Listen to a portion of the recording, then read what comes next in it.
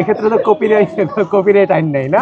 তারেক রহমানের বাস নিয়ে সমালোচনা হয়েছিল, কিন্তু আজকে জামাতের আমির নিজেই একটি বাসে করে প্রচারণা গিয়েছে, বিষয়টি কেমন ভাবে দেখছেন? এক্ষেত্রে তো কপিরাইট আইন নেই না। দেখেন, প্রচারণার তো কোনো শেষ নাই। আমরা চেষ্টা করতেছি মানুষের কাছে পৌঁছানোর, এবং আমরা ডোর টু ডোর পৌঁছাচ্ছি, প্রতিটা মানুষের সাথে সরাসরি সম্পর্ক স্থাপনের চেষ্টা করে যাচ্ছি।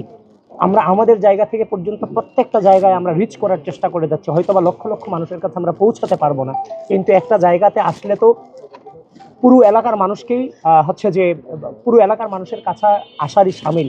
এই জন্য আমরা কাজ করে যাচ্ছি। ইতিমধ্যেই দেখেছেন বিভিন্ন জায়গায়, আপনারাও গিয়েছেন, আমাদের সাথে ওপেনলি গিয়েছেন।